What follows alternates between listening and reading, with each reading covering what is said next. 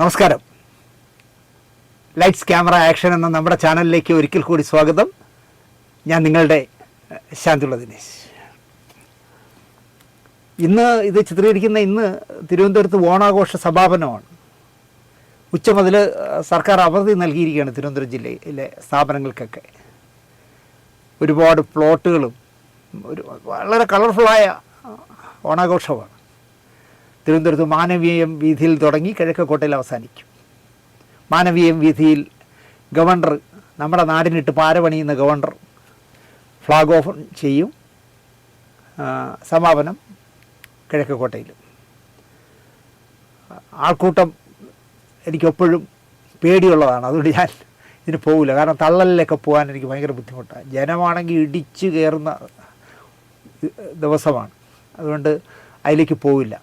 അപ്പോൾ ഓണമൊക്കെ കഴിഞ്ഞ് എല്ലാ പേരും വീണ്ടും എന്താ പറയുക, നമ്മുടെ ഓരോരുത്തരുടെയും ജീവിതത്തിലേക്ക് കടക്കുന്ന നിമിഷത്തിലാണ് ഞാനിത് ചിത്രീകരിക്കുന്നത്. എനിക്ക് നിങ്ങളോട് അത്യാവശ്യമായിട്ടൊരു കാര്യം പറയാനുണ്ട്.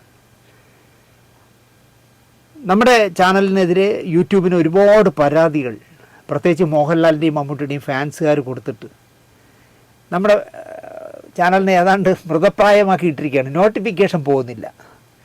ഇപ്പോൾ ശാന്തിയുള്ള ദിനേശിൻ്റെയോ ലൈറ്റ്സ് ക്യാമറയുടെയോ പ്രോഗ്രാം കാണണമെങ്കിൽ ആ പേരടിച്ച് നോക്കി കാണണം, അല്ലാതെ നിങ്ങൾക്ക് അതിൻ്റെ നോട്ടിഫിക്കേഷൻ വരില്ല. ഒരു 10,000 പേർക്ക് പോലും പോകുന്നില്ല. സ്വാഭാവികമായും അത് നമ്മളെ ചാനലിനെ ബാധിക്കും. ഇപ്പോൾ ഗ്രാജുവലായിട്ട് വീണ്ടും കയറി വരുന്നു തോന്നും. ഇനി എന്തൊക്കെ പരാതികൾ കൊടുത്ത് ഇതിനെ ഇനി പൂട്ടിക്കാൻ ശ്രമിച്ചാൽ പോലും എൻ്റെ സ്വഭാവത്തിൽ എന്തായാലും മാറ്റം വരില്ല. ഇപ്പോൾ യൂട്യൂബിൽ നിന്ന് ഒരു അഡ്വൈസർ തന്നിരിക്കുന്നു നമ്മൾക്ക്. നമ്മുടെ ചാനൽ എങ്ങനെയൊക്കെ പ്രൊമോട്ട് ചെയ്യാം, നമ്മുടെ ചാനലിന് എന്തൊക്കെ പ്രശ്നങ്ങളുണ്ട്, നമ്മുടെ നോട്ടിഫിക്കേഷൻ പോകാതിരിക്കുന്നത് എന്താണ്, ഇതെല്ലാം അന്വേഷിക്കാം. നമ്മുടെ പ്രോഗ്രാമിൽ കണ്ടൻറ്റിൽ എന്തെല്ലാം മാറ്റം വരുത്തണം, ഇങ്ങനെ കുറേ കാര്യങ്ങൾ ഈ ചാനൽ പ്രൊമോട്ട് ചെയ്യാനായിട്ടുള്ള ഒരുപാട് കാര്യങ്ങൾ പറയാനായിട്ട് ഒരു അഡ്വൈസറെ വെച്ചിട്ടുണ്ട്. അപ്പോൾ അദ്ദേഹം പറയുന്നത്, നമ്മുടെ ചാനൽ കാണുന്ന പ്രേക്ഷകർ വെച്ച് നോക്കുമ്പോൾ ഞായറാഴ്ചയും ബുധനാഴ്ചയും വെള്ളിയാഴ്ചയും രാവിലെ 6 മണിക്ക് എന്നുള്ള ഇതുവരെയുള്ള 700 എപ്പിസോഡ് പോയിരുന്ന സമയം മാറ്റണം എന്നാണ് അവർ പറയുന്നത്. പകരം 3 ഞായറാഴ്ച മാത്രം രാത്രി 7 മണിക്ക്, 7 മണി മുതൽ 9 മണി വരെ, ബുധനാഴ്ചയും വെള്ളിയാഴ്ചയും 8 മുതൽ 9 മണി വരെ, അങ്ങനെ എന്തോ ഒരു സമയം, ഇതിനുള്ളിലുള്ളൊരു സമയം ഇടാനാണ് അവർ പറയുന്നത്. അങ്ങനെ നമ്മളൊരു തീരുമാനമെടുത്തു. ഒരു എപ്പിസോഡ് കഴിഞ്ഞാൽ മിക്കവാറും സിനിമ വാരഫലം മുതൽ, ഞായറാഴ്ച വരുന്ന സിനിമ വാരഫലം മുതൽ ലൈറ്റ്സ് ക്യാമറ ആക്ഷനിലെ പുതിയ പ്രോഗ്രാം വരുന്നത് രാത്രി 8 മണിക്കായിരിക്കും. അത് ഞായറാഴ്ചയും ബുധനാഴ്ചയും വെള്ളിയാഴ്ചയും എല്ലാം രാത്രി 8 മണിക്കായിരിക്കും ഇനി നമ്മുടെ പ്രോഗ്രാം വരുന്നത്. ഞായറാഴ്ച രാവിലെ എണീറ്റിരുന്ന് പ്രോഗ്രാം വന്നില്ലല്ലോ എന്ന് വിളിക്കരുത്. അന്ന് രാത്രി 8 മണിക്ക് വരും. ഇനിയുള്ള ദിവസങ്ങൾ ഒരു ഡിസംബർ വരെ അങ്ങനെ നോക്കാനാണ് അവർ പറഞ്ഞിരിക്കുന്നത്. ഡിസംബർ വരെ രാത്രി 8 മണിക്കാക്കും. ഗ്രോത്ത് നമുക്ക് പഠിച്ച ശേഷം വീണ്ടും പഴയ സമയം ആക്കണമെങ്കിൽ ഡിസംബർ കഴിഞ്ഞ് ആക്കാമെന്നാണ് അഡ്വൈസർ പറഞ്ഞിരിക്കുന്നത്. അപ്പോൾ ഞായറാഴ്ച മുതൽ നമ്മുടെ പ്രോഗ്രാം വരുന്നത് രാത്രി 8 മണിക്കായിരിക്കും.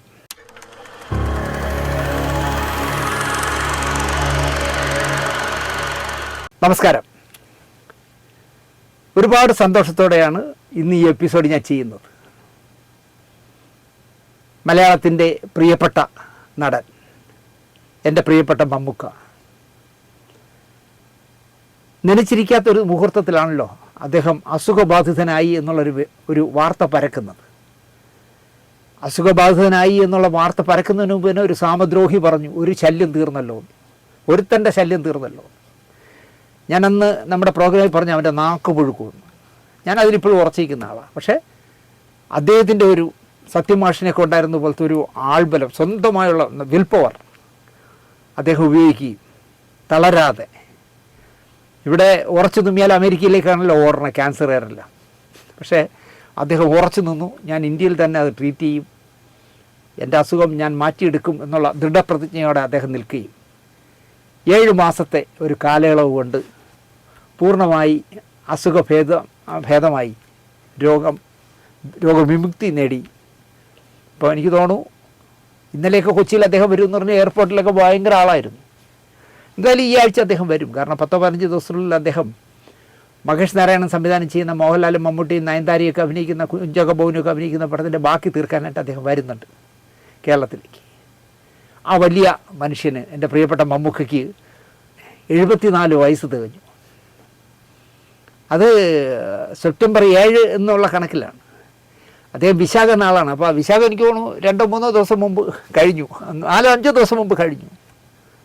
കാരണം തിരുവോണത്തിനും 5 ദിവസം മുമ്പ് എന്താണല്ലോ വിശാഖം, അത് കഴിഞ്ഞു. പക്ഷേ അദ്ദേഹം സെപ്റ്റംബർ 7 ഔദ്യോഗികമായി അദ്ദേഹത്തിൻ്റെ ജന്മനാളെന്ന് പറയുന്നത്. ഇന്നലെ പത്രങ്ങളൊക്കെ ഞാൻ ഈ ഞായറാഴ്ച ആയതുകൊണ്ട് മലയാളത്തിൽ വീക്കെൻഡുള്ള വാരാന്ത്യ പതിപ്പുള്ള എല്ലാ പത്രവും വായിക്കുമല്ലോ. ഏതാണ്ട് എല്ലാ പത്രത്തിലും KL 07 DH 0369 അദ്ദേഹത്തിൻ്റെ പ്രശസ്തമായ നമ്പറാണല്ലോ 369. അങ്ങനെ നമ്പറുള്ള കറുത്ത ലാൻഡ് ക്രൂസിയർ കാറിൽ ചാരി കടലാഴങ്ങളിലേക്ക് നോക്കി നിൽക്കുന്ന ഒരു ബാക്ക് ഷോട്ട് എന്ന് പറയാമോ എന്ന് ചോദിച്ചാൽ ഞാൻ പറയും അത് ബാക്ക് ഷോട്ടാണെന്ന്. എന്നാൽ ഫ്രെയിമിൽ എന്താ പറയുക, മുഖമൊന്നും പറയാനാകാതെ ഉള്ള ഒരു പ്രത്യേക ആംഗിളിൽ നിന്നുള്ള ഒരു ചിത്രമെടുത്ത് മലയാളത്തിലെ പ്രിയപ്പെട്ട മമ്മൂട്ടി കുറിച്ചു. എല്ലാവർക്കും നിറയെ സ്നേഹവും നന്ദിയും, പിന്നെ സർവശക്തനും എന്ന് അദ്ദേഹം കുറിച്ചു. ചികിത്സിച്ച ഡോക്ടർമാർക്കും എന്നുകൂടി എഴുതാമായിരുന്നു എന്ന് എനിക്ക് തോന്നി. എന്തായാലും എല്ലാവർക്കും എന്ന് പറയുമ്പോൾ അതിൽ ഡോക്ടർമാരും പെടുമല്ലോ, അതുകൊണ്ടായിരിക്കും അദ്ദേഹം എടുത്തു പറയാത്തത് ഡോക്ടർമാരുടെ പേര്. പിറന്നാൾ ദിനത്തിൽ സെപ്റ്റംബർ 7 ചെന്നൈയിലെ വീട്ടിൽ നിന്ന് ഏറെ അകലെയല്ലാത്ത കടലോരത്ത് അകലങ്ങളിലേക്ക് നോക്കി നിൽക്കുന്ന പാവം മനുഷ്യൻ. 74 വയസ്സായി മമ്മൂക്കയ്ക്ക് എന്ന് പറയുമ്പോൾ സത്യത്തിൽ എനിക്ക് അതിശയമാണ് തോന്നുന്നത് ഈ മനുഷ്യനെ. നമ്മൾ നിത്യഹരിത നായകൻ എന്ന് പറഞ്ഞ നസീർ സാറ് 50 വയസ്സൊക്കെ ആയപ്പോൾ തന്നെ അച്ഛൻ റോളിലേക്കും വയസ്സായ റോളുകളിലേക്കും മാറേണ്ടി വന്നു. ഇത് അദ്ദേഹം 64ാമത്തെ വയസ്സിൽ മരിക്കുമ്പോഴും കാണാൻ സൗന്ദര്യക്കുറവൊന്നുമില്ലായിരുന്നു. പക്ഷേ 64 വയസ്സായി എന്ന് നമുക്ക് മനസ്സിലാവുമായിരുന്നു. ഇതിപ്പോൾ 74 വയസ്സായി. ഇപ്പോഴും ആ ചുറുചുറുക്കും ഓജസ്സും കുസൃതി കലർന്ന ചിരിയും. തീർച്ചയായിട്ടും മലയാള സിനിമയിൽ എന്നല്ല, ഇന്ത്യൻ സിനിമയിൽ തന്നെ ഇങ്ങനൊരു നടനുണ്ടാകുമോ എന്നുള്ള കാര്യത്തിൽ എനിക്ക് സംശയമാണ്. പിറന്നാൾ ദിനത്തിൽ ആ നോക്കി നിൽക്കുന്ന പടം ഞാൻ 2-3 പത്രങ്ങളിലെടുത്ത് നോക്കിയപ്പോൾ അതിശയം തോന്നി ഈ മനുഷ്യനെക്കുറിച്ച്. ഒരു സാധാരണ മുണ്ടും ഒരു ഷർട്ടും ഇട്ട് അങ്ങനെ പുറംതിരിഞ്ഞ് നിൽക്കുന്ന പടം. 7 മാസങ്ങൾക്ക് ശേഷമാണ് മമ്മൂക്കയുടെ ഒരു പടം നമ്മൾ കാണുന്നത്. 2 ആഴ്ചയ്ക്കുള്ളിൽ മഹേഷ് നാരായണൻ്റെ ആൻഡോ ജോസഫിൻ്റെ സിനിമയ്ക്കായി ക്യാമറയ്ക്ക് മുന്നിൽ വീണ്ടും എത്തുമെന്നും മലയാളത്തിലെ പ്രിയപ്പെട്ട മഹാനടനെക്കുറിച്ച് പറയുന്നു. മമ്മൂട്ടിയുടെ മുഖം പ്രിൻ്റ് ചെയ്ത, അല്ലെങ്കിൽ മമ്മൂട്ടിയുടെ സിനിമകളിലെ സ്റ്റില്ലുകൾ പ്രിൻ്റ് ചെയ്ത എന്താ പറയുക ഷർട്ട് ഇട്ടുകൊണ്ടാണ് തൻ്റെ ഇച്ചാക്കയ്ക്ക് മോഹൻലാൽ പിറന്നാൾ ആശംസ നേർന്നത്. അതും ഒരു രസമായിരുന്നു. അവർ തമ്മിലുള്ള ഒരു എഴയെടുപ്പം നിങ്ങൾ ആലോചിച്ച് നോക്കി. ശബരിമലയിൽ പോയി അയ്യനെ കണ്ട് വഴിപാട് നടത്തി മോഹൻലാൽ. അങ്ങനെ വഴിപാട് നടത്തി പ്രാർത്ഥിച്ചത് വാർത്താ പ്രാധാന്യം നേടുകയും ചെയ്തു. ആരോ അത് ചോർത്തി പുറത്തു വിട്ടു. മമ്മൂട്ടി വിശാഖം എന്നെഴുതിയ ദേവസ്വം ബോർഡിൻ്റെ രസീതൊക്കെ ആരോ പുറത്തു വിട്ടു. അത് മോഹൻലാലിൻ്റെ ചുവരി ചാരാൻ നോക്കി, നടന്നില്ല. ഇതൊരു ബർത്ത്ഡേ അല്ല, ബർത്ത്ഡേ ആണ്. ഒരു പോരാട്ടത്തിൻ്റെ വിജയം നേടിയ ശേഷമുള്ള ആദ്യ ജന്മദിനം എന്നാണ് ജോൺ ബ്രിട്ടാസ് MP കുറിച്ചത്.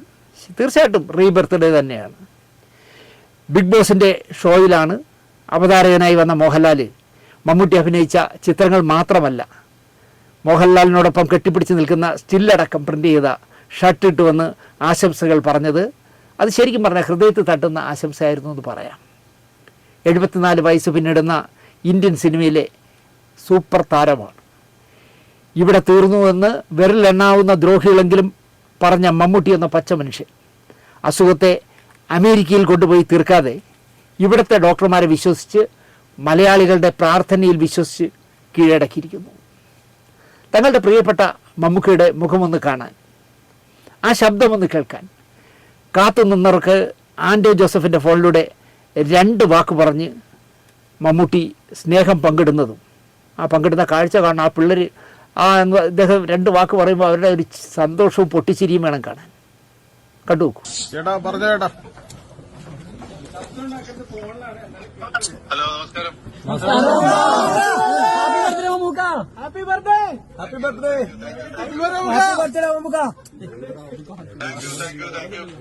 നമുക്ക് എന്നാ വരുന്നത്? തങ്ങളുടെ നായകൻ കൊച്ചിയിലെ വീട്ടിലില്ല എന്നറിയാമെങ്കിലും ആ വലിയ ഗേറ്റിന് മുന്നിൽ തടിച്ചുകൂടി ആഹ്ലാദം പങ്കിട്ടും കേക്ക് മുറിച്ചും മധുരം പങ്കിട്ടും നിൽക്കുന്ന ആരാധകരുടെ കാഴ്ച ഉറപ്പായും മമ്മൂക്കയുടെ രോഗമുക്തിക്ക് ഇതൊക്കെ കാരണമായിരിക്കണം എന്നാണ് ഞാൻ വിശ്വസിക്കുന്നത്. ഇത്രയും കലർപ്പില്ലാത്ത സ്നേഹം മറ്റൊരു നടൻ നേടിയിട്ടുണ്ടോ എന്ന കാര്യത്തിൽ എനിക്ക് സംശയമുണ്ട്. ഈ കാഴ്ചകളൊക്കെ കണ്ടപ്പോൾ എനിക്ക് അങ്ങനെ തോന്നിയത്. താരപദവിയിൽ നിൽക്കുമ്പോൾ രോഗബാധിതനായ സത്യൻ മാഷിന് ശേഷം ഒരു മമ്മൂട്ടി മാത്രമേ ഉള്ളൂ ആ വിൽ പവറിൽ തിരിച്ചു വന്നത്. സത്യമാഷിന് പോലും തിരിച്ചു വരാൻ കഴിഞ്ഞില്ല. ക്യാമറയ്ക്ക് മുന്നിൽ മമ്മൂട്ടി ആദ്യം നിന്നതും സത്യമാഷിൻ്റെ സിനിമയിലായതും യാദൃച്ഛ്യമായിരിക്കാം. ഞാൻ ഇത്രയും ആമുഖമായി അദ്ദേഹത്തിൻ്റെ ബർത്ത്ഡേയെക്കുറിച്ചും അസുഖത്തെക്കുറിച്ചും ഒക്കെ പറഞ്ഞെങ്കിലും ഞാൻ ഇന്ന് പറയുന്ന വിഷയം എന്താണെന്ന് ചോദിച്ചാൽ, നമ്മുടെ സഫാരി ചാനലുണ്ടല്ലോ, മനോഹരമായ ചാനൽ, അതിൻ്റെ ഉടമ സന്തോഷ് ജോർജ് കുളങ്ങരയുടെ അച്ഛൻ്റെ സ്ഥാപനമാണല്ലോ കോട്ടയം മരങ്ങാട്ട് പള്ളിയിലുള്ള ലേബർ ഇന്ത്യ. ഞാൻ ഔദ്യോഗിക ലൊക്കേഷൻ നോക്കാൻ പോകുമ്പോൾ ഒരു പാലക്കാരനായ മാനേജർ എനിക്ക് കാണിച്ചു തന്നു, ഇതാണ് ലേബർ ഇന്ത്യയുടെ ഓഫീസെന്ന്. ഒരു വലിയ കെട്ടിടം കാണിച്ചു തന്നു.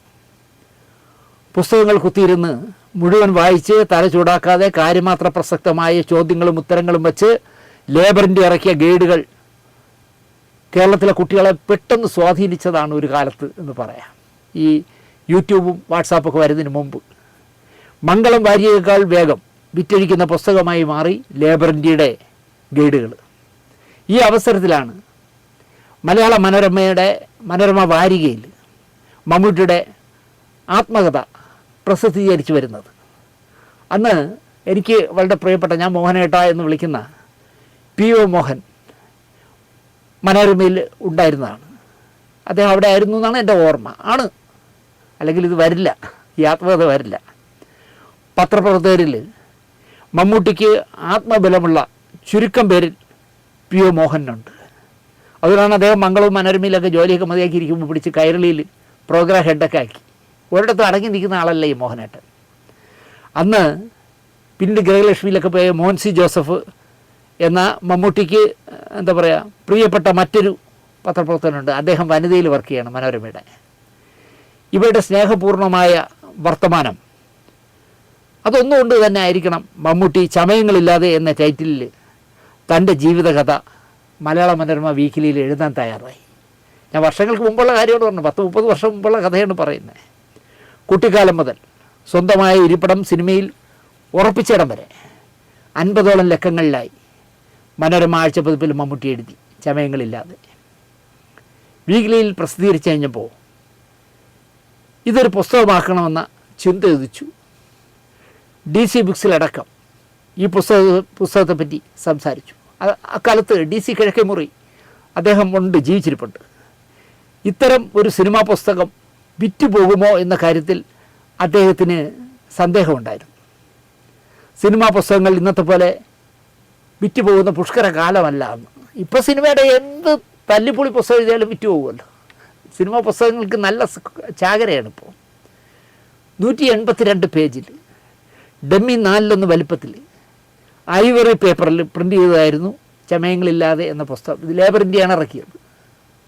1991 നവംബറിലായിരുന്നു പുസ്തകം റിലീസ് ചെയ്തത്, അതായത് 34 വർഷം മുമ്പ്. അന്ന് 120 രൂപയായിരുന്നു പുസ്തകത്തിൻ്റെ വില. വലിയ വിലയാണ് സത്യത്തിൽ, പക്ഷേ വലിയ വലിപ്പമൊക്കെയാണ്. ഞാൻ 120 രൂപ കൊടുത്ത്, അന്ന് 120 രൂപ കൊടുക്കാമെന്ന് പറഞ്ഞാൽ ഇപ്പോഴത്തെ 12,000 രൂപയേക്കാളും വിലയുണ്ട് എനിക്ക്. പക്ഷേ ഞാൻ ആ പുസ്തകം വാങ്ങി. DC കിഴക്കുമുറിക്ക് തോന്നിയ സന്ദേഹം വളരെ ശരിയായിരുന്നു.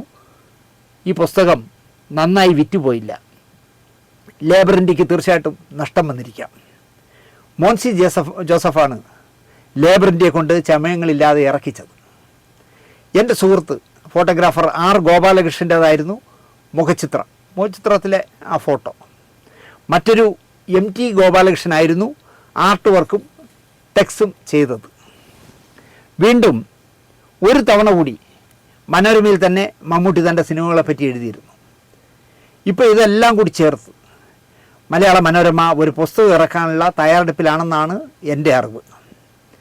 മാതൃഭൂമിയും അങ്ങനെ ഒരു ആഗ്രഹം പുലർത്തിയിരുന്നു എന്ന് പറയുന്നു. പക്ഷേ അതിനു മുമ്പ് തന്നെ മനോരമ അതിൻ്റെ റൈറ്റെല്ലാം മമ്മൂട്ടി ഇരുന്ന് എഴുതി വാങ്ങിക്കഴിഞ്ഞിരുന്നു. എനിക്ക് തോന്നുന്നു ഈ നവംബറിലോ ഡിസംബറിലോ 2026 ആവുന്നതിന് മുമ്പ് തന്നെ ആ പുസ്തകം ഇറങ്ങുമെന്ന് എനിക്ക് തോന്നുന്നു. മാതൃഭൂമിക്ക് അടുത്ത സെപ്റ്റംബറിൽ മമ്മൂട്ടിയുടെ 75ാമത്തെ വയസ്സിൽ ഒരു പുസ്തകം ഇറക്കണം എന്നുണ്ടെങ്കിൽ എന്നെ വിശ്വസിക്കുമെങ്കിൽ, മമ്മൂക്ക സമ്മതിക്കുമെങ്കിൽ, ദിനേശോ അയാൾ ചോട്ടെ എന്ന് അദ്ദേഹം സമ്മതിക്കാൻ വഴിയില്ല എങ്കിൽ പോലും അദ്ദേഹം സമ്മതിക്കുകയാണെങ്കിൽ മനോഹരമായ ഒരു ഐഡിയ എൻ്റെ പക്കലുണ്ട്. മമ്മൂക്കയെക്കുറിച്ച് 1000 രൂപ വിലയിടേണ്ട ഒരു പുസ്തകം, മലയാളത്തിൽ ഇതേവരെ പുറത്തു വരാത്ത നിലവാരമുള്ള ഒരു പുസ്തകം പുറത്തിറക്കാം. മാതൃഭൂമിക്ക് മനസ്സുണ്ടെങ്കിൽ എന്നെ ബന്ധപ്പെടട്ടെ. ഞാൻ അങ്ങോട്ട് ബന്ധപ്പെട്ടില്ല, കാരണം അവരൊക്കെ വലിയ ആളുകളല്ലേ. എനിക്കിപ്പോൾ വേണമെങ്കിൽ ഷൈംസ് കുമാറിനോട് സംസാരിക്കാം, നല്ല ബന്ധമാണ് ഷൈംസ് കുമാറുമായിട്ട്. പക്ഷേ നടക്കണമെന്നില്ല. അദ്ദേഹം എന്തെങ്കിലും ഒഴിവൊഴിവ് പറയും, അല്ലെങ്കിൽ ആ മാതൃഭൂമി പുസ്തകങ്ങളുടെ പബ്ലിക്കേഷൻ്റെ ചുമതലക്കാരുമായിട്ടൊന്ന് ബന്ധപ്പെടുമെന്നൊക്കെ ചിലപ്പോൾ അദ്ദേഹം പറയും. ഞാൻ ഒന്ന് വിളിച്ച് പറഞ്ഞേക്കാന്നൊക്കെ പറയും. എനിക്കെന്തോ അങ്ങനെയൊന്നും പുറകെ നടക്കാൻ എനിക്ക് വയ്യ. പക്ഷേ ഞാൻ ഉറപ്പ് പറയുന്നു, ഞാൻ മനസ്സിൽ കാണുന്ന രീതിയിലുള്ളൊരു പുസ്തകം ഇറങ്ങുകയാണെങ്കിൽ മലയാളത്തിലെ ഒരു സിനിമാ താരത്തിൻ്റെയും ഇതുപോലുള്ളൊരു പുസ്തകം ഇറങ്ങിയിരിക്കില്ല ഇതിനു മുമ്പ്. പക്ഷേ നല്ല തുക വേണം. ഏറ്റവും ചുരുങ്ങിയത് ഒരു 10-25 ലക്ഷം രൂപ മുടക്കണം. ഒരുപാട് പേരെ കാണേണ്ടതുണ്ട്.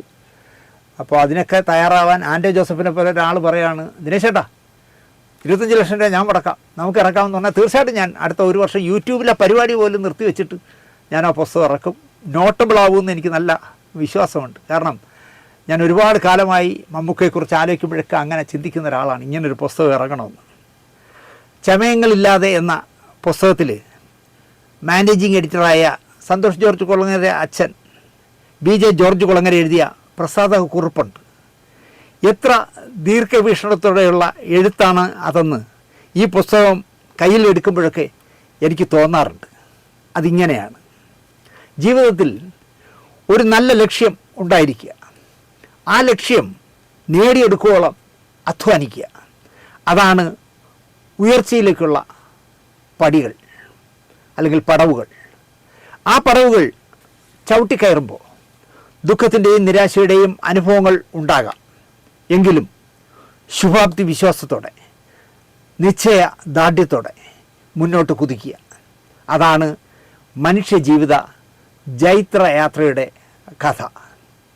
ഒരു ഉദാഹരണം ഇവിടെ പറയാം. അത് ഇവിടെ പറയണ വേണ്ടത് ഞാൻ ഒരുപാട് ആലോചിച്ചതാണ്. പക്ഷേ എന്താ പറയുക, BJ ജോർജ് കുളങ്ങര എഴുതിയ ആമുഖം വായിച്ചപ്പോൾ ഇവിടെ പറയണമെന്ന് എനിക്ക് തോന്നി. P. ചന്ദ്രകുമാർ സംവിധാന രംഗത്ത് കത്തി നിൽക്കുന്ന കാലമാണ്. ഒരു വർഷം 8 പടവും 10 പടവും ഒക്കെ ചെയ്യുന്ന കാലമാണ്. മിക്കവാറും 90% സിനിമകളിലും മധുസാറായിരിക്കും നായകൻ, അല്ലെങ്കിൽ സുകുമാരൻ. അങ്ങനെ സൂപ്പർ സംവിധായകനായി അദ്ദേഹം വിലസി നിൽക്കുന്ന കാലം.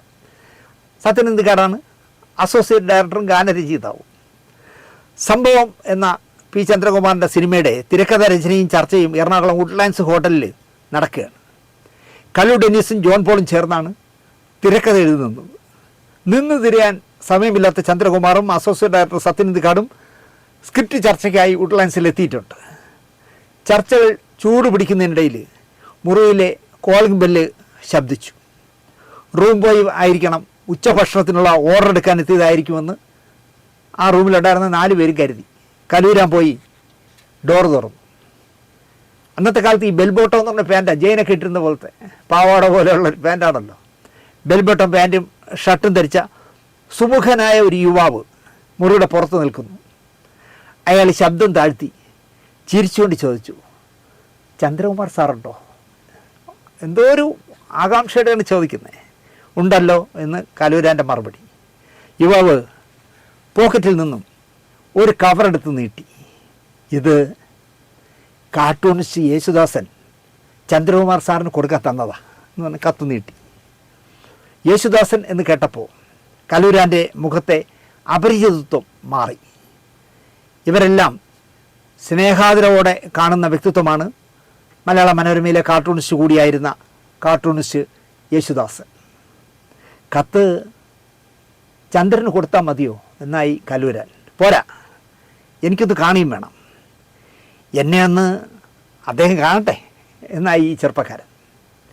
ആ ചെറുപ്പക്കാരൻ്റെ ഷാർപ്പായ മറുപടി കലൂരാൻ ഇഷ്ടപ്പെട്ടു.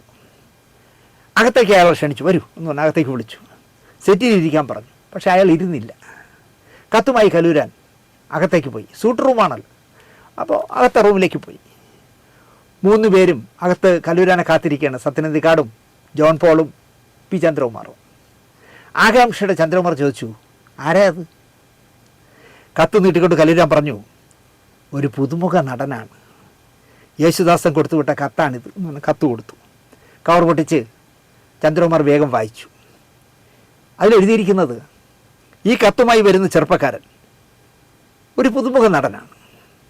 നിങ്ങളുടെ സംഭവത്തിൽ എന്തെങ്കിലും സംഭവം ഉണ്ടെങ്കിൽ ഇയാൾക്ക് കൊടുത്താൽ നന്നായിരുന്നു. ഇയാളെ ഒന്ന് പരീക്ഷിച്ച് നോക്കിയിട്ട് വേണ്ട വിധത്തിൽ ഉപയോഗപ്പെടുത്തുമല്ലോ. പിന്നെ ചില പൊടി തമാശകളും കുശലങ്ങളും ഒക്കെ പറഞ്ഞാണ് കത്ത് യേശുദാസൻ അവസാനിപ്പിച്ചിരിക്കുന്നത്. യേശുദാസൻ ശുപാർശ ചെയ്യുന്ന ആളാണ്, തള്ളാനാവില്ല. പ്രധാന വേഷങ്ങൾക്കൊക്കെ ഓരോരുത്തരും നിശ്ചയിച്ചും പോയി. ഇനി എന്ത് ചെയ്യാൻ പറ്റും? അടുത്ത പടത്തിൽ ഉറപ്പായും ഒരു വേഷം കൊടുക്കാം എന്ന് ഈ 4 പേർ സംഘം തീരുമാനിച്ചു. അപ്പോൾ കലൂരാൻ പറഞ്ഞു, ചന്ദ്ര, എന്നാ ഒരു കാര്യം ചെയ്യ്, ചന്ദ്ര അയാളെ വിളിച്ച് ഈ കാര്യം പറ, അടുത്ത പടത്തിലൊരു വേഷം കൊടുക്കാമെന്ന് പറ, ആളെ ഒന്ന് ചന്ദ്രനെ കണ്ടിരിക്കുകയും ചെയ്യാമല്ലോ. ഏയ്, അതിൻ്റെ ഒന്നും ആവശ്യമില്ല. ഇനി വെറുതെ വിളിച്ച് സംസാരിച്ച് നമ്മുടെ സമയം കളയണ്ട, ഡെന്നീസ് പറഞ്ഞു വിട് എന്നായി ചന്ദ്രകുമാർ. നല്ല തിരക്കും പേരും പ്രശസ്തിയും അക്കാലത്ത് ചന്ദ്രകുമാറിനുണ്ടായിരുന്നു. പൊതുവെ പാവത്താനായ ആളാണ് പി ചന്ദ്രകുമാർ. പക്ഷേ സിനിമയിൽ ചിലപ്പോൾ ഇങ്ങനെയൊക്കെ പെരുമാറാൻ തോന്നും, ഏത് പാവത്താനും. നിങ്ങൾ ആലോചിക്കൂ, നട്ടുച്ച നേരത്ത് കയറുന്ന ഒരു ചെറുപ്പക്കാരൻ യേശുദാസനെ പോലെ ഐഡൻറ്റിറ്റി ഉള്ള ഒരാൾ കൊടുത്ത ശുപാർശ കത്തുമായിട്ട് വന്നിട്ട് പോലും അയാളെ ഒന്ന് വിളിച്ച് കണ്ട് ആളിനെയൊക്കെ നോക്കി, കൊള്ളാമല്ലോ, അടുത്ത പടത്തിൽ നമുക്കൊരു ചാൻസ് ഞാൻ തരാം കേട്ടോ എന്ന് പറയാനുള്ളൊരു മര്യാദ ചന്ദ്രേട്ടൻ കാണിച്ചില്ല. കലൂരാൻ പുറത്തേക്ക് ചെല്ലുമ്പോൾ ആ യുവാവ് മുറിയിൽ അലസമായി ഉലാത്തുകയാണ്. അകത്തെ ചർച്ചയൊന്നും അറിഞ്ഞിരിക്കാൻ ഇടയില്ല. 3-4 ദിവസം മുമ്പ് നിങ്ങൾ വന്നിരുന്നെങ്കിൽ ഇതിലൊരു വേഷം ചെയ്യാമായിരുന്നു. അടുത്ത പടത്തിൽ എന്തായാലും നിങ്ങൾക്ക് ഒരു ചാൻസ് തരാമെന്നൊക്കെ കലു ഡെന്നീസ്, അദ്ദേഹത്തിൻ്റെ സ്വതസിദ്ധമായ സ്വഭാവം അങ്ങനെയാണ്, ആരെയും വെറുപ്പിക്കില്ല. അദ്ദേഹം വളരെ കൂളായിട്ട് അടുത്ത പടത്തിൽ നമുക്ക് ഒരു വേഷം ചെയ്യാം കേട്ടോ എന്നൊക്കെ പറഞ്ഞ് ആശ്വസിപ്പിച്ച് വിടാൻ തീരുമാനിച്ചു. അങ്ങനെ പറഞ്ഞു. എന്നാൽ കലൂരാനെ അതിശയിപ്പിച്ചത് ചാൻസും പുല്ലൊന്നും കിട്ടിയില്ലെങ്കിലും വിഷമമൊന്നും ഇല്ല എന്നുള്ള രീതിയിലാണ് അയാൾ നിൽക്കുന്നത്. അത് പുറത്ത് കാണിക്കാത്തതാണോ എന്നറിയില്ല, പക്ഷേ അയാൾക്ക് അതൊന്നും ഒരു പ്രശ്നമേ അല്ല എന്ന് പറഞ്ഞ് ഇഗ്നോർ ചെയ്ത് കളയുകയാണ് പുള്ളി. വളരെ കൂളായി നിന്ന് കലൂരാനോട് സിനിമാ വിശേഷങ്ങളൊക്കെ സംസാരിച്ചു. അയാൾ തനിക്ക് ഏറ്റവും ഇഷ്ടമുള്ള നടൻ മധുസാറാണെന്നും താൻ അദ്ദേഹത്തിൻ്റെ ആരാധകനാണെന്നും സിനിമയും അഭിനയവും തൻ്റെ പാഷനാണെന്നുമൊക്കെ പറഞ്ഞ് ആ ചെറുപ്പക്കാരൻ വാചാലനായി. ഒരുപാട് നേരം കത്തി വെച്ചപ്പോൾ അകത്ത് കലൂരാനെ കാത്തിരിക്കുകയാണ് മറ്റേ 3 പേരും. കലൂരാൻ പറഞ്ഞു, സോറി, ഡിസ്കഷന് വേണ്ടി അകത്തെല്ലാവരും എന്നെ കാത്തിരിക്കുകയാണ്. ഇതിൽ വേഷം കിട്ടിയില്ല എന്ന് കരുതി വിഷമിക്കൊന്നും വേണ്ട, അവസരങ്ങൾ ഇനിയും വരുമല്ലോ, ഭാഗ്യമുണ്ടെങ്കിൽ നമുക്ക് അടുത്ത പടത്തിൽ സഹകരിക്കാം എന്ന് പറഞ്ഞ് യാത്ര അയക്കാനുള്ള ഡയലോഗായി. കലൂരാൻ്റെ ഭംഗി വാക്കുകൾ കേട്ട് ഭാവവ്യത്യാസമൊന്നും കാട്ടാതെ പുതിയ ചിത്രത്തിന് എല്ലാ വിജയ ആശംസകളും നേർന്ന് ആ ചെറുപ്പക്കാരൻ ആ പൊരി വെയിലത്ത് ഇറങ്ങി നടന്നു. അകത്തേക്ക് ചെന്ന കലൂരാനോട് ചന്ദ്രകുമാർ ചൂടായി. വന്നവനെ വേഗം ഡിസ്പോസ് ചെയ്യാൻ പറഞ്ഞു വിട്ടിട്ട്, നിങ്ങൾ അയാളുടെ വാചകം കേട്ടിരിക്കുകയായിരുന്നു? ഉടനെ ഇത്രയും ചോദിച്ചിട്ട് ഡെന്നീസിൻ്റെ മറുപടിക്ക് പോലും നിന്നില്ല. അപ്പോൾ തന്നെ അടുത്തിരുന്ന ലാൻഡ് ഫോൺ എടുത്ത് യേശുദാസിനെ വിളിച്ചു. ദയവ് ചെയ്ത് ഇങ്ങനെയുള്ള വാചകങ്ങളെ ഒന്നും ഇങ്ങോട്ട് പറഞ്ഞയക്കരുത്, പറഞ്ഞു വിട്ടേക്കരുത് എന്ന് ചന്ദ്രകുമാർ ഷാർപ്പായിട്ട് പറഞ്ഞു. വുഡ്ലാൻഡ്സ് ഹോട്ടലിൽ നിന്ന് ഉച്ചനേരത്ത് യേശുദാസൻ കൊടുത്തുവിട്ട കത്തുമായി പ്രതീക്ഷയോടെ കടന്നു വന്നിട്ട് ചാൻസ് കിട്ടിയില്ല എന്ന് മാത്രമല്ല, ഒന്ന് തന്നെ കാണാൻ കൂട്ടാക്കാത്തതിൽ പരിഭവം പോലും പറയാതെ ഇറങ്ങിപ്പോയ ആ പുതുമുഖമായിരുന്നു മമ്മൂട്ടി.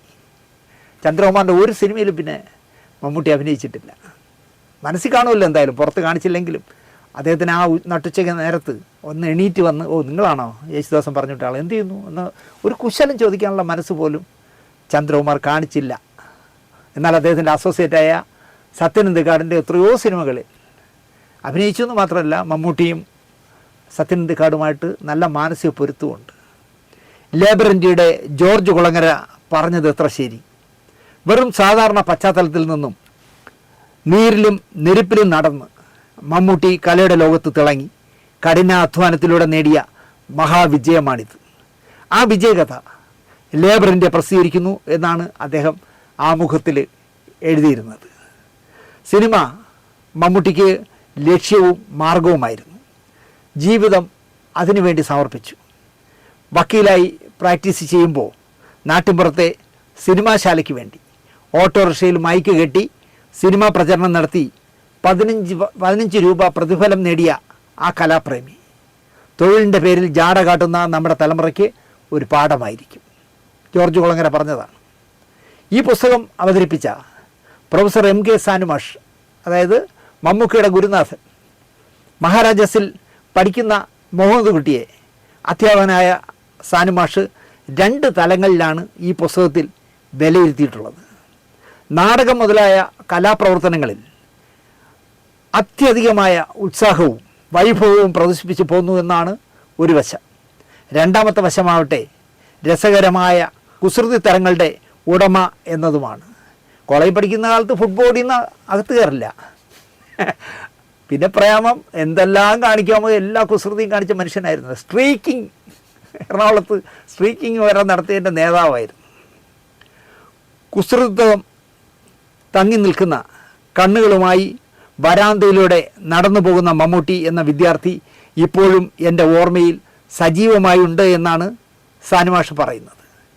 അടുത്തിടെ മാഷ് വിട പറഞ്ഞു. പക്ഷേ ശിഷ്യന് അവസാനമായി വന്ന് കാണാൻ കഴിഞ്ഞില്ല. അദ്ദേഹം മദ്രാസിലായിരുന്നല്ലോ, അതുകൊണ്ട് അദ്ദേഹം വന്നില്ല. ആ രാത്രി മുതലാണ് ജോഷിയുടെ നായകനായി മമ്മൂട്ടി വരുന്നത്. ജോഷിയുടെ ആ രാത്രിയിൽ മമ്മൂട്ടിയുടെ മകളായി അഭിനയിച്ച ബേബി അഞ്ചു ജോഷിയുടെ തന്നെ കൗരവറിൽ ഭാര്യയായിട്ടും അഭിനയിച്ചു. ഇവിടെ പറയാമെന്ന് എനിക്കെന്താ, ഈ സമയത്താണ് ഞാൻ കേരളോദിക്ക് വേണ്ടി പുള്ളിയെ ഇൻ്റർവ്യൂ ചെയ്യാൻ പോയത് സെൻട്രൽ ജയിലിൽ. ചോദ്യങ്ങൾക്കിടയിൽ ഞാൻ പറഞ്ഞു, നിങ്ങളുടെ തുടർ ഈ അടുത്ത കാലത്ത് കുറേ സിനിമകൾ പൊളിഞ്ഞതേ, എന്താണ് കാരണമെന്നറിയോ? ഒരു പണ്ഡിതൻ വന്നിരിക്കുന്നു എന്നുള്ള രീതിയിൽ എന്നെ ചോദിച്ചു, എന്താണ് കാരണം? ഞാൻ പറഞ്ഞു, നിങ്ങളുടെ മകളുടെ പോലും പ്രായമില്ലാത്ത പിള്ളേരുടെയൊക്കെ കയറി അഭിനയിച്ച് നായകനായി അഭിനയിച്ചല്ലേ ആ പടങ്ങളൊക്കെ പൊളിയണേ, അതൊന്നും ജനം ഏറ്റെടുക്കില്ല. നമ്മളെ വിവരക്കേട് കൊണ്ടാണ്, ആ പ്രായത്തിൻ്റെ വിവരക്കേട് കൊണ്ടാണ്. അങ്ങനെ തോന്നിയ ഒരു പടം പറ എന്ന് പറഞ്ഞു. ഞാൻ പറഞ്ഞു, കൗരവർ സൂപ്പർ ഹിറ്റായ പടമാണേ. ഞാൻ പറഞ്ഞു, നിങ്ങളുടെ മകളായിട്ട് ആരാത്രിയിൽ അഭിനയിച്ച അഞ്ജുവിനെ നിങ്ങളുടെ ഭാര്യയായിട്ട് കൗരവറിൽ കാണാൻ എനിക്കത് സഹിച്ചില്ല. പുള്ളി പൊട്ടി തെറിച്ചു. മലയാളത്തിലെ ഒരു നാടൻ തെറി വിളിച്ചുകൊണ്ട് കുറേ എന്നെ വഴക്ക് പറഞ്ഞു. നീയും സിനിമയിലല്ലേ മുട്ടയിടണമെന്നൊക്കെ പറഞ്ഞു ചളവളവാക്കിയ ഒരു സംഭവം എനിക്കിപ്പോൾ ഓർമ്മ വരുന്നു. ന്യായവിധി, സായം സന്ധ്യ, വീണ്ടും ജോഷിയും മമ്മൂട്ടി ഒന്നിച്ച സിനിമകൾ പടപടപടാന്ന് പൊട്ടി തുടർച്ചയായിട്ട്. ജോഷി ഔട്ടായി, മമ്മൂട്ടി ഔട്ടായി എന്ന് മത്സരിച്ചെഴുതിയ അക്കാലത്ത് പത്രങ്ങൾ. ഔട്ടായി കഴിഞ്ഞാൽ ഞാനിനി വരില്ല എന്ന് നിരാശയോടെ മമ്മൂട്ടി പറഞ്ഞിരുന്ന കാലം. ആ സമയത്ത് ജോഷി സാറിന് മോഹൻലാലിൻ്റെ ഡേറ്റ് കിട്ടി. മോഹൻലാലിനെ നായകനാക്കി ജനുവരി ഒരു ഓർമ്മ എടുക്കാൻ ജോഷി സാർ തയ്യാറെടുക്കുകയാണ്, ഊട്ടിയിലേക്ക് പോയി ഷൂട്ട് ചെയ്യാനൊക്കെ.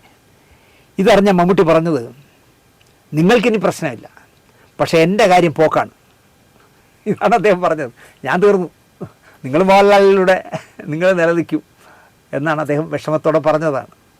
വീണ്ടും ഇരുവരും ഒന്നിക്കുന്ന ഒരു ചിത്രം എടുക്കാൻ തീരുമാനിച്ചു. ജൂബിലി ജോയി തോമസ് നിർമ്മിച്ച ന്യൂഡൽഹി. ഇത് നമുക്ക് എടുക്കാവുന്നത്ര അങ്ങ് എടുക്കുക ആശാനെ എന്നായിരുന്നു മമ്മൂട്ടി പറഞ്ഞത്. ഓരോ ഷോട്ട് എടുക്കുമ്പോഴും നിരാശയും പ്രതീക്ഷയും ഇടകലർത്തി തീവ്രതയോടെ മമ്മൂട്ടി പറയുമായിരുന്നു, പോയാൽ പോട്ടെന്ന് പുല്ല്. ഈ പടം കൂടെ പുല്ല് പൊളിയാണെങ്കിൽ പൊളി കേട്ടെ, ഞാൻ ഇവിടെ വെച്ച് അവസാനിപ്പിക്കും എന്നുള്ള രീതിയിലാണ് അങ്ങനെ പറയുന്നത്. പോയാൽ പോട്ടെ പുല്ല്.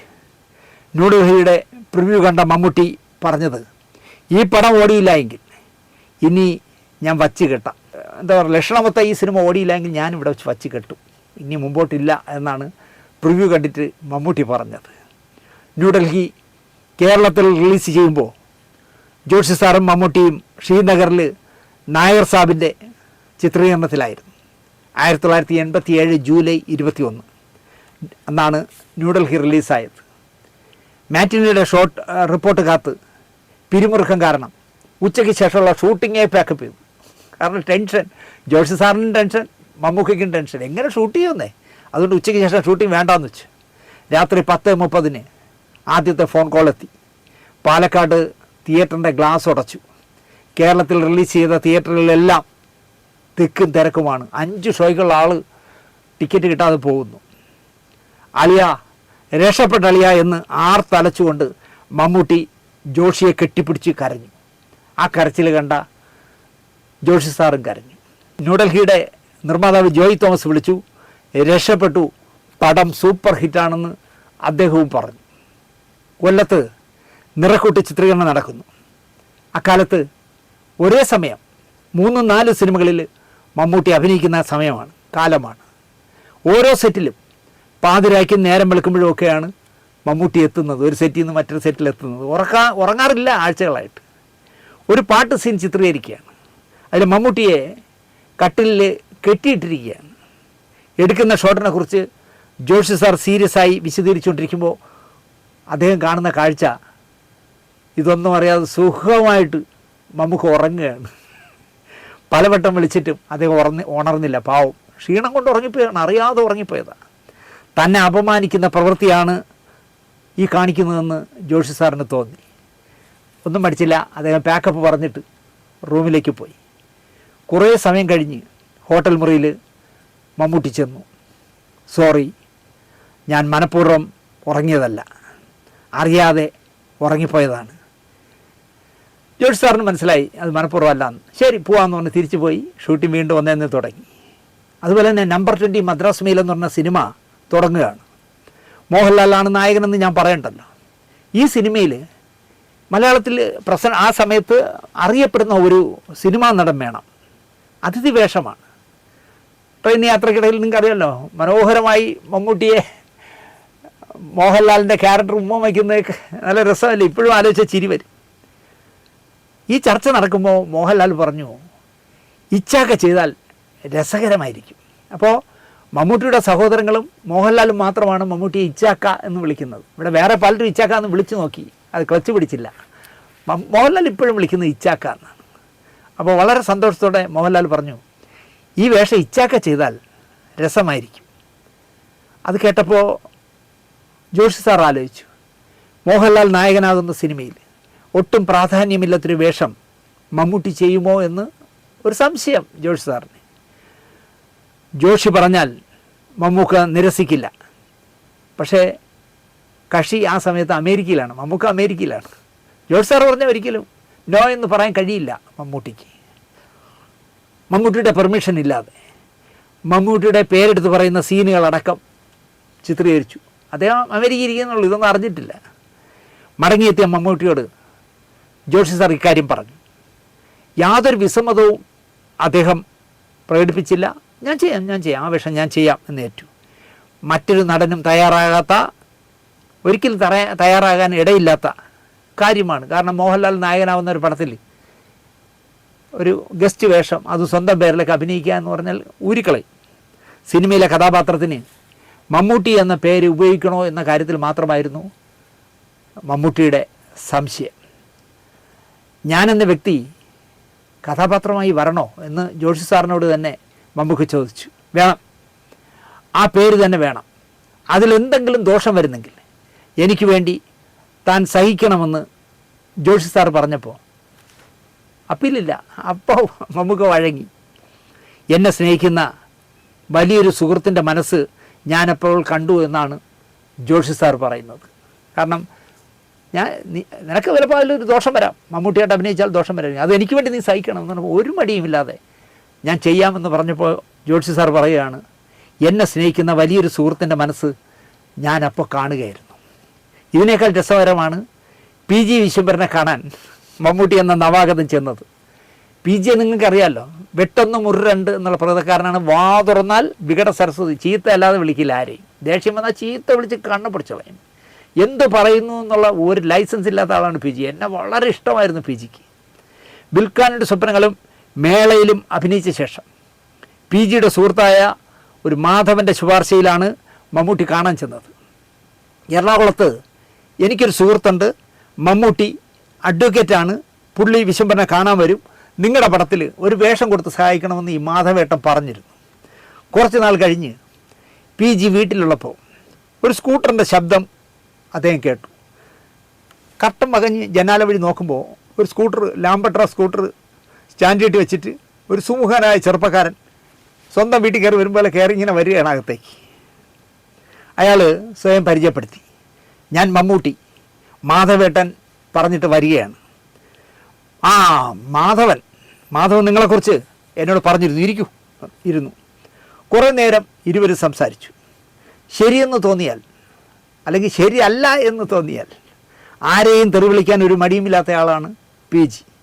ഒരു ചാൻസ് അന്വേഷിച്ച് സ്കൂട്ടറിൽ വന്ന് അല്പം പോലും വിനയം പ്രകടിപ്പിക്കാതെ, കുലീനമായ വിനയം മാത്രം നിലനിർത്തിക്കൊണ്ട് സിഗരറ്റും കത്തിച്ച് വലിച്ച് അന്തസ്സായിരുന്ന് സംസാരിക്കുകയാണ് മമ്മൂട്ടി. PG വിശ്വൻ്റെ മുമ്പ് സിഗരറ്റും വലിച്ച് കാൽമേ കാലുവിട്ടിരുന്ന് അടിക്കുകയാണ്. PGയുടെ സ്വഭാവാനുസരണം അപ്പം ഗെറ്റോട്ട് അടിക്കേണ്ടതാണ്. പക്ഷേ ആ ഇരിപ്പിലും വർത്തമാനത്തിലൊക്കെ ഒരു കുലീനത PGക്ക് തോന്നി. പ്രേം നസീറിനെയും കമൽഹാസനെയും ജയനെയും ശ്രീദേവിയും ഉൾപ്പെടെ നായകനും നായികമാരും ഒക്കെ ആക്കി സിനിമ ചെയ്ത് വിജയിപ്പിച്ച ഒരു ഹിറ്റ് മേക്കറുടെ മുന്നിലാണ് താൻ ഈ അഭ്യാസമൊക്കെ കാണിക്കുന്നതെന്ന ഒരു ചിന്തയും മമ്മൂക്കയുടെ മുന്നിലില്ല. പടയോട്ടം വർക്ക് ചെയ്യാൻ ചെന്നിട്ട് ഉദയ സ്റ്റുഡിയോയിലോ നവോദയ സ്റ്റുഡിയോയിലോ അപ്പച്ചനോടോ ആരെങ്കിലും എന്തെങ്കിലും സംസാരിക്കും. അവിടെ ചെന്നാൽ സ്ക്രിപ്റ്റ് ഉണ്ടോ വായിക്കട്ടെന്ന് പറഞ്ഞ ആളാണ് മമ്മൂക്ക. പിന്നീട് അദ്ദേഹം പറഞ്ഞു, അതൊക്കെ എൻ്റെ അന്നത്തെ വിവരക്കേടായിരുന്നു.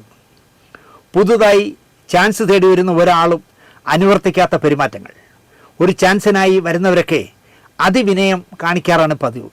ഒന്ന് ശ്രദ്ധിക്കപ്പെട്ടാൽ കാലിന്മേൽ കാല് കയറ്റി വയ്ക്കും. ഇയാളുടെ പ്രകൃതം PGക്ക് ഇഷ്ടമായി. അടുത്ത പടത്തിൽ നമുക്ക് ആലോചിക്കാമെന്നായി PG. ഓക്കെ എന്ന് പറഞ്ഞാൽ അദ്ദേഹം എണീറ്റ് അങ്ങ് പോയി. അല്ല ഓർക്കണേ എന്നൊന്നും പറയുന്നില്ല, ശരി എന്ന് പറഞ്ഞാൽ അദ്ദേഹം അങ്ങ് പോയി. ജയനും ഷീലയും വിജയ മൂവീസ് ബാബു സേവ്യറും കൂടി ചേർന്ന് ഒരു വലിയ ചിത്രം നിർമ്മിക്കാൻ പ്ലാൻ ചെയ്യുന്നു.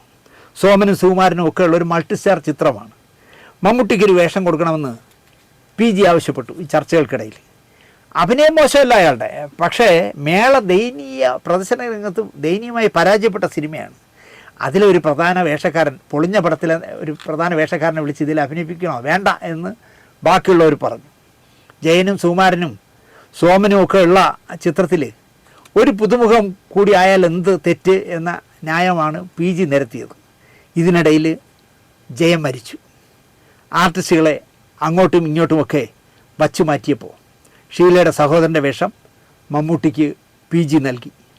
ശരിക്കും മമ്മൂട്ടിയുടെ ആദ്യ കമേഴ്ഷ്യൽ സിനിമയായിരുന്നു സ്ഫോടനം. ഈ സെറ്റിൽ PG ചെയ്ത ഒരു അന്യായം കൂടി പറയാതെ പോകുന്നത് ശരിയല്ല. പോലീസ് പിന്തുടരുമ്പോൾ ഒരു വലിയ മതിൽ നിന്നും സോമനും മമ്മൂട്ടിയും താഴേക്ക് ചാടണം. സോമന് ഫൈറ്റ് മാസ്റ്ററുടെ ഡൂപ്പ് റെഡിയായിട്ട് നിൽക്കുകയാണ് ചാടാൻ. പുതുമുഖത്തിന് എന്ത് ഡൂപ്പ് എന്ന ചിന്താധികാരനായിരുന്നു PG. ചാടിയാൽ കുഴപ്പമാകുമെന്ന മനോനിലക്കാരനായിരുന്നു മമ്മൂട്ടി. പക്ഷേ പറയാൻ വയ്യ, PG അറയ്ക്കുന്ന തെറി വിളിക്കുന്നുള്ള കാര്യം ഉറപ്പാണ്. എന്നിട്ടും എന്താ സൂചിപ്പിച്ചെന്ന് തോന്നുന്നു. പക്ഷേ നീ എന്നെ ചാടണം എന്ന് PG പറഞ്ഞു. സോമൻ്റെ ഡൂപ്പിനൊപ്പം മമ്മൂട്ടി ചാടി, പറഞ്ഞ പോലെ കാലൊടിഞ്ഞു, പ്ലാസ്റ്റർ ഇട്ടു, കുറച്ച് കാലം കിടന്നു. ആ കാലിൻ്റെ ഏന്തൽ ഇപ്പോഴും നമ്മൾ സിനിമയിൽ കാണുന്നുണ്ട്. ഇങ്ങനെ ആക്കി നടക്കുമ്പോൾ ഉള്ള ഒരു ഏന്തൽ നിങ്ങൾ കാണാറുണ്ടല്ലോ. ചമയങ്ങളില്ലാതെ എന്നുള്ള തൻ്റെ ആത്മകഥാസ്പർശമായ പുസ്തകത്തിൽ മമ്മൂക്ക എഴുതിയിരിക്കുന്നത് ചമയങ്ങളില്ലാതെ ആത്മകഥ, ഇത് എൻ്റെ ആത്മകഥയല്ല എന്നും അനുഭവങ്ങളുടെ അലയാഴിക്കുള്ളിൽ കാലം കോറിയിട്ട കുറേ ചിത്രങ്ങൾ, നിലാവ് പോലെ പരന്നു നിറയുന്ന എൻ്റെ ഓർമ്മകൾ, അത്രമാത്രം എന്നാണ് മമ്മൂക്ക എഴുതിയിരിക്കുന്നത്.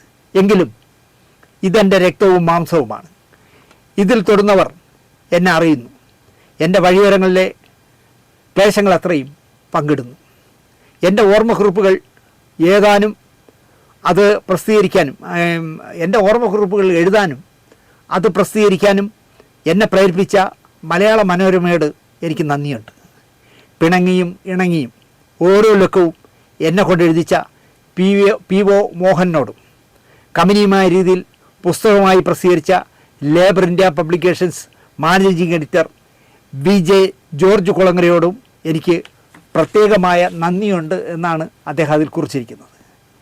മമ്മൂട്ടിയെ ആദ്യം അരങ്ങിലെത്തിച്ച ചിന്തരൂർ സ്കൂളിലെ അധ്യാപകൻ ഭാസ്കരൻ സാർ, ഇന്നത്തെ താരം ദുൽഖറിൻ്റെയും ചേച്ചി സുറുമിയുടെയും ബാല്യകാലത്തെ ചിത്രങ്ങൾ, സിനിമയിൽ അവസരം തേടി അലയാൻ കൂടെ പോയ ഷറഫ്, നമ്മുടെ പ്രശസ്ത ഡബ്ബിംഗ് ആർട്ടിസ്റ്റും നടിയുമായിരുന്ന ആനന്ദവല്ലിയുമായിട്ട് ഒരു കമേഴ്ഷ്യൽ ഒരു എന്താ പറയുക അമച്ചർ നാടകത്തിൽ അഭിനയിക്കുന്നതിൻ്റെ സ്റ്റില്ല്, ഇന്ന് മമ്മൂട്ടിയുടെ മാനേജരോ മേക്കപ്പ് മാനോ സന്തോഷാചാര്യയോ ഒക്കെയായ ജോർജിൻ്റെ അച്ഛൻ മേക്കപ്പ് മാൻ എം.ഒ. ദേവസി ചേട്ടൻ്റെ കൂടെ നിൽക്കുന്ന ചിത്രം, കൂട്ടുകാരൻ ഷറഫിൻ്റെ ഉമ്മയ്ക്ക് ടി വിയിൽ തൻ്റെ സിനിമയിട്ട് കാണിച്ചു കൊടുക്കുന്ന മമ്മൂട്ടി, രാജീവ് ഗാന്ധിയുടെ പി എ ആയിരുന്ന ജോർജുമായി നിൽക്കുന്നത്, ദേവലോകത്തിൻ്റെ ഷൂട്ടിംഗ് സ്ഥലത്ത് കൂട്ടുകാരുമായി ഇരിക്കുന്നത്, സുൽഭത്തുമായിട്ടുള്ള വിവാഹദിനം, വക്കീലായി കൂടെ കൂട്ടിയ മഞ്ചേരി ശ്രീധരൻ നായരുമായി നിൽക്കുന്ന ചിത്രം,